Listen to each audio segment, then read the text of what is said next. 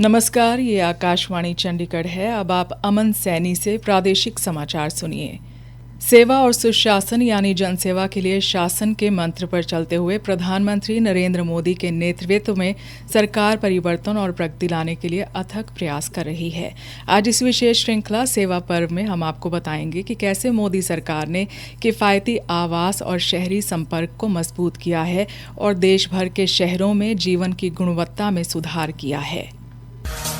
भारत में मेट्रो अब सिर्फ परिवहन का एक साधन नहीं रह गई है। ये महत्वाकांक्षा, नवाचार और टिकाऊ शहरी जीवन के दृष्टिकोण से प्रेरित होकर भारत की विकास गाथा के केंद्र में एक जीवन रेखा बन गई है। प्रधानमंत्री नरेंद्र मोदी के नेतृत्व में भारत अब दुनिया का तीसरा सबसे बड़ा मेट्रो नेटवर्क होने का गौरव प्राप्त कर रहा है, जो शहरी परिवहन विस्तार में इसकी तेज प्रगति को दर्शाता है। इस महीने कोलकाता में मेट्रो रेलवे परियोजनाओं का उद्घाटन करते हुए प्रधानमंत्री नरेंद्र मोदी ने बताया कि 2014 से पहले देश में केवल 250 किलोमीटर मेट्रो रूट थे, जबकि आज भारत में मेट्रो नेटवर्क 1000 किलोमीटर से ज्यादा तक फैल गया है। देश में सिर्फ 250 किलोमीटर ही मेट्रो रूट था। आज देश में मेट्रो रूट 1000 किलोमीटर से भी ज्यादा का हो गया है। ये सारे काम ईज ऑफ ट्रैवल को बढ़ाने वाले हैं। साथियों, 21वीं सदी के भारत को 21वीं सदी के ट्रांसपोर्ट सिस्टम की भी जरूरत है। शहरी क्षेत्रों में सरकार गुणवत्तापूर्ण आवास की पहुंच के साथ प्रत्येक नागरिक के लिए सम्मानजनक जीवन सुनिश्चित कर रही है। पिछले 11 वर्षों में सरकार ने शहरी क्षेत्रों में किफायती आवास उपलब्ध कराए हैं। इसने 1 करोड़ 16 लाख से अधिक घरों को मंजूरी दी है और 93 लाख से अधिक पूरे हो चुके हैं। प्रधानमंत्री आवास योजना शहरी के तहत घर मिलने पर खुशी व्यक्त करते हुए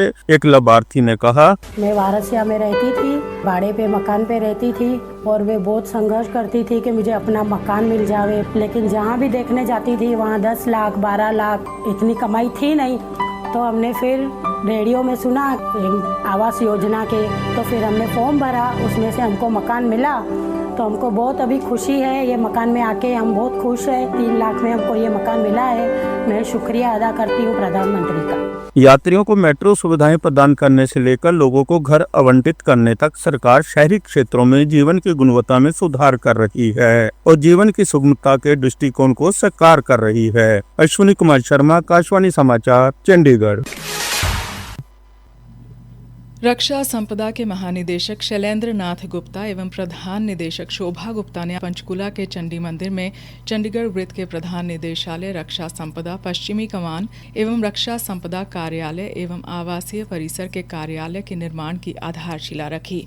प्रधान निदेशक शोभा गुप्ता ने मीडिया को बताया, 40 साल पहले हमारा यहाँ पे ये प्रधान निदेशालय जो है ये स्थापित हुआ था चंडीगढ़ में। शिमला से शिफ्ट हो, तब से हम लोग अलग अलग जगहों में अपना ऑफिस चला रहे हैं। अभी केंद्रीय सदन में हमारा ऑफिस चल रहा है, वहाँ पे बहुत ज्यादा स्पेस नहीं है। ये लैंड हमें मिला 4 एकड़ का और इसमें हमारा पूरा 2 बड़े कार्यालय आ जाएंगे। प्रधान निदेशालय कार्यालय भी आ जाएगा और रक्षा संपदा अधिकारी चंडीगढ़ का कार्यालय भी यहीं पे आएगा। उसके अलावा हमारे दोनों कार्यालयों के जो आवासीय परिसर है वो भी यहाँ पे आ जाए।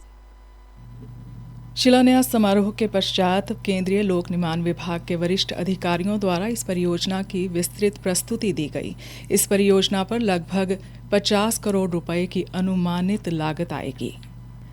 रेल मंत्री अश्विनी वैष्णव ने कहा है कि 2 वंदे भारत स्लीपर रेलगाड़ियां जल्द ही शुरू की जाएंगी। उन्होंने नई दिल्ली में मीडिया को जानकारी देते हुए कहा कि पहली रेलगाड़ी ने सभी परीक्षण और ट्रायल रन पास कर लिए हैं। श्री वैष्णव ने बताया कि दूसरी रेलगाड़ी के अगले महीने के मध्य तक परीक्षण पूरे कर लेने की संभावना है। इस अवसर पर रेल राज्य मंत्री रवनीत सिंह बिट्टू भी उपस्थित थे। वंदे भारत स्लीपर ट्रेन में 16 कोच होंगे। इस रेलगाड़ी में 1128 यात्री यात्रा कर सकेंगे और इसकी अधिकतम गति 180 किलोमीटर प्रति घंटे की होगी। रेल मंत्री ने आगामी त्योहारों के दौरान 1 अक्टूबर से 15 नवंबर तक 12,000 विशेष ट्रेनें चलाने की भी घोषणा की। इस साल 12,000 स्पेशल ट्रेन का टारगेट लिया, तो मैं बहुत सेटिस्फेक्शन के साथ कहना चाहूँगा 12,000 में से 10,000 train even before peak rush October comes, उससे पहले नोटिफाई हो जाना, ये रेलवे के इतिहास में कभी नहीं हुआ है। करीब 150 ट्रेन होंगी जो कि टोटली अनरिजर्व्ड होंगी, जो कि लास्ट मिनट पे मूवमेंट के लिए चलेगी और 50 और गाड़ियाँ नोटिफाई हो जाएगी आने वाले 2-3 दिन के अंदर। इसी के साथ समाचार बुलेटिन समाप्त हुआ।